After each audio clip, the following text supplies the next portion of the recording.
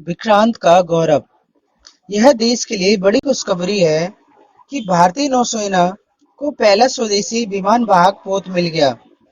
प्रधानमंत्री नरेंद्र मोदी की मौजूदगी में केरल तट पर विशाल पोत आईएनएस विक्रांत भारत की आन बान शान में शुमार हो गया। प्रधानमंत्री ने यहाँ तक कह दिया कि यह पोत समंदर की सभी चुनौतियों को भारत का जवाब है। लंबे समय से इस स्वदेशी पोत का इंतजार था। पोत बनाने की क्षमता अभी केवल चंद विकसित देशों के पास है। अब इन देशों में भारत भी अपनी अनोखी क्षमता के साथ शामिल हो गया है। यह पोत स्वयं ही इतनी ऊर्जा पैदा करने में सक्षम है जिससे 5000 से ज्यादा घरों को रोशन किया जा सकता है। इसमें जितने केबल और तार इस्तेमाल हुए हैं वह कोच्चि से शुरू हो तो काशी तक पहुंच सकते हैं। इसका डेक एक फुटबॉल मैदान के बराबर बताया जा रहा है। वाकई इसके आने से नौसेना की ताकत में भी नहीं बल्कि मनोबल में भी वृद्धि होगी। स्वदेशी पोत से स्वदेश की रक्षा के संकल्प को मजबूती मिलेगी। यह जरूरी है कि सेना में ज्यादा से ज्यादा स्वदेशी साजो सामान हो ताकि उनकी देख रेख आसानी से हो सके। स्वदेशी पोतों पर किसी नई सुविधा को जोड़ने व पुरानी को हटाने में भी आवश्यक समय नहीं लगेगा। यह गौर करने की बात है कि गौरव की नौसेना विज्ञान को भी इस अवसर पर खूब याद किया जा रहा है। भारत एक समय नौसेना के मामले बहुत सक्षम था। मध्यकालीन इतिहास को अगर देखें तो 1650 के आसपास छत्रपति शिवाजी ने अपनी नौसेना का निर्माण किया। वह नौसेना को जरूरत को समझ गए थे, लेकिन जब देश पर अंग्रेजों का वर्चस्व बढ़ा तो उन्होंने भारतीय नौसेना विज्ञान और उद्योग को एक तरह से प्रतिबंध कर दिया। भारत नौसेना ही नहीं अस्त्र शस्त्र निर्माण के क्षेत्र में काफी पिछड़ गया और आज के समय में भी स्मारक संसाधनों के मामले में हम आत्मनिर्भरता से बहुत दूर हैं। हमारे पास विमान वाहक पोत और भी हैं, लेकिन उनका निर्माण स्वदेशी तकनीक या स्वदेशी प्रयासों से नहीं हुआ है। गौरव के क्षणों में भी हमें यह एहसास जरूर होना चाहिए कि एक विशाल विमान वाहक पोत बनाने में हमें एक दशक से भी ज्यादा समय लग गया है। शिवाजी स्मारक मोर्चे पर अपने समय और विश्व के साथ कदम मिलाकर चल रहे थे, इसलिए उन्हें आज भी याद किया जाता है। हमारे स्मारक रणनीतिकारों की सोच में अगर शिवाजी बरकरार है तो आश्वस्त करने वाली बात है।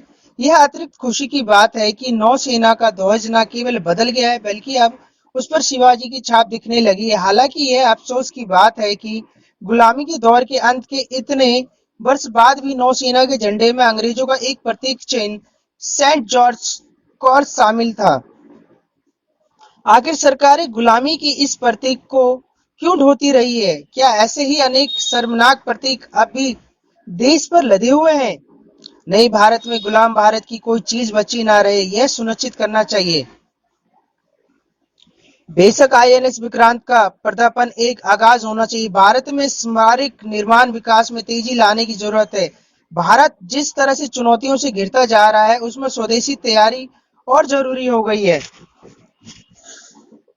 भारतीयों को रक्षा के मामले में सच्चा गौरव तब हासिल होता जब हम अपने अधिकतम अस्त्र शस्त्र सैन्य साजो सामान वाहन स्वयं बनाने लगेंगे।